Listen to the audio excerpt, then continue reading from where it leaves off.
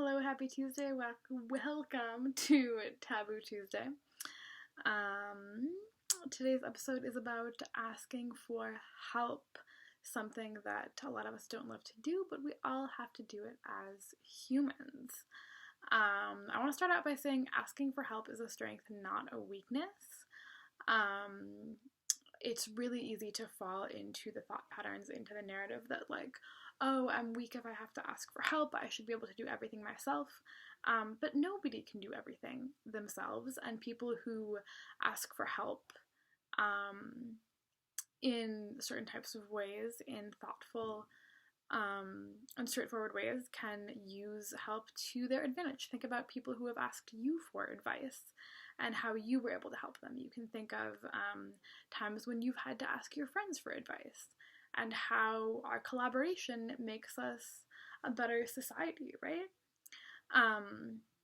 So I, even 3 days ago, fell into the thought pattern of, oh, asking for help is a weakness. But it's a strength, and I reflected on that moment a lot and realized that I wish that I would have asked for help and spoken up for myself. And hopefully next time I need that, I will be able to do so a little bit better. So I was inspired by two really, really stellar TED Talks. The first is Asking for Help is a Strength, Not a Weakness. And the second is How to Ask for Help and Get a Yes by Heidi Grant. In that second TED Talk, one thing that Heidi reminded me of is that we all suffer from the illusion of transparency. So we think that our needs are obvious, but they're not. So to pull from a real life example that I mentioned a few days ago, I was hiking with some friends and I was the last one. I had a really heavy backpack. And I assumed that people should know that because I'm the one the last, they should check in with me. They should see how I am, right? I assumed that they knew that, but they didn't. And that's none fault of their own. Everybody was well intended in this situation. But again, I made assumptions about what I thought other people knew. And I don't know, assumptions can be very helpful, but assumptions also can be very hurtful and harmful. So just keep that in mind as you go through life. The illusion of transparency. We think our needs are obvious, but they are not. And we've all been in situations like this, right? We think that it's obvious that the other person should know that we're upset or sad or angry or happy or whatever, and therefore they should do this or ask us this. And then we get salty that they don't. But again, we are humans, we can't read each other's mind. And I think I need to write that on a post-it and put it down somewhere on my wall, because it's so easy to forget that our body language is not always communicating like we think it is, or whatever. Trying to drop subtle hints can be an interesting way to communicate. I know I've talked about this with one of my friends who really seems to prefer more subtle things than more obvious things. Me personally, I like when people are straightforward, because communication is hard enough from the start. My mom always says it's amazing anybody can communicate at all, and it really is. But again, coming back to the main point here, asking for help. The second thing, even if somebody knows you need help, how do they know you actually need it? Or you actually want it? There we go. How do you know they actually want it? Because we've all given help to people that don't want it and they are not happy about it, right?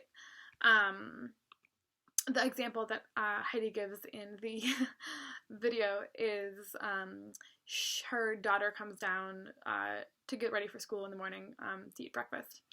And she said that her daughter likes to wear a lot of dark clothes, like dark colored toned clothing. And she offered help to her daughter that was not welcome. And she said something like, why don't you go upstairs and put on something less dreary or something like that. And her daughter was not happy about that. And we've all done that to people and had that done to us as well. So even if somebody knows that you need help, they might not offer to help you because they're not sure if you want help or not. So when you ask for help, it is an indicator that indeed, yes, you do want help. one interesting study that she noted was that 90% of the workplace advice given is from explicitly people asking for that advice, asking for that help. So then when you do need to ask for help, because there will be a time when you need to ask for help, we need to ask for help almost every day, I would say, it is helpful to be specific. So for example, if I were to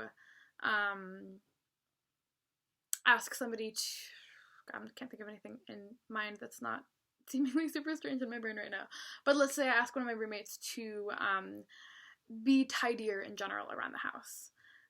That's not as helpful as saying like, hey, can you please specifically make sure to wash your dishes a little bit more often? Or, you know, it's telling them exactly what I want, rather than leaving the vague, like, can you just be more tidy around the house? That's not quite as helpful because they can't read your mind, again, that maybe they think, oh, they must think that they're bothered by leaving books around the house, so I'm going to clean up my books.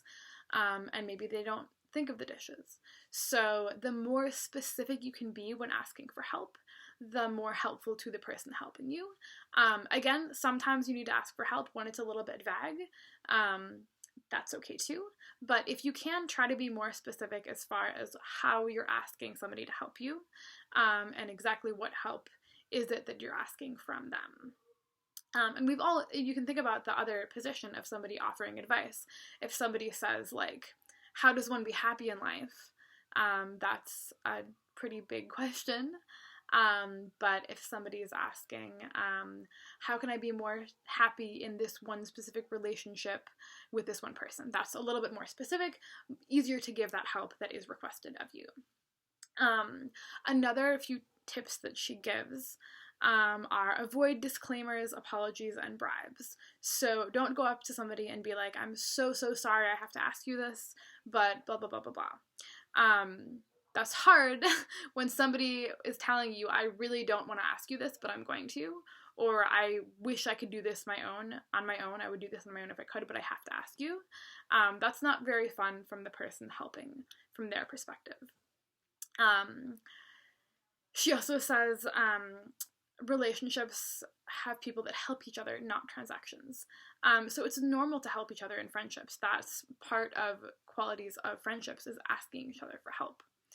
It would be weird if you weren't ever asking for help from those who are close to you. She advises do not ask for help over email or text. They are fairly impersonal. And people do this because it's not always the easiest thing to ask for help. So they're like, oh, if I text them, it'll be less awkward. But it makes it a lot easier for them to say no. So a wild study that this kind of blew my mind a little bit, but also didn't surprise me that much. In-person requests are 30 times more likely to get a yes than an email. So she says, use your phone as a phone and call them up instead and ask. Or if you can't, be face-to-face with them. Also, take time to tell the people that help you that help has actually helped. That is really, really nice as somebody who gives advice. Sometimes we give advice and then we don't know if that advice has actually helped the situation or that thing that we did has actually helped. If, as somebody who's receiving help, I then go to the person and say, hey, thank you so much for that conversation we had a few weeks ago. It really helped me shift my perspective to be more positive on this thing. Or whatever the scenario is. That's really nice to know that your help actually helped, because so often we have no idea, really. And that's the rewarding thing, right? Like, it's not the rewarding thing giving the advice, it's the rewarding thing that knowing that the advice or the thing or the whatever was actually helpful in that scenario. And, you know, nobody does it alone. We have to rely on others, support and collaboration to live our lives as humans. So ask for help when you need it, please. I'm working on that myself as well, and being concise when I ask for help and trying to really know what I want help with when I'm asking for it. And that alone is a good thing to just dwell on a little bit. How if I could use some help right now, what specifically would be the most helpful for me? I think I might journal about that later. But anyway, thank you so much for watching this episode of Taboo Tuesday. We'll be back next week. There are like 3 or 4 episodes that I'm filming in the next week, I think. So I can't tell you which one is going to be next, but I hope it's going to be really great. We have episodes coming up on addiction and stress, stereotypes of yoga teachers, all sorts of fun things. So I hope to see you next week virtually. And if you want to be on an episode, if you have any ideas for episodes, go ahead, DM me, connect with me. I love chatting about this stuff. All right, have a good one.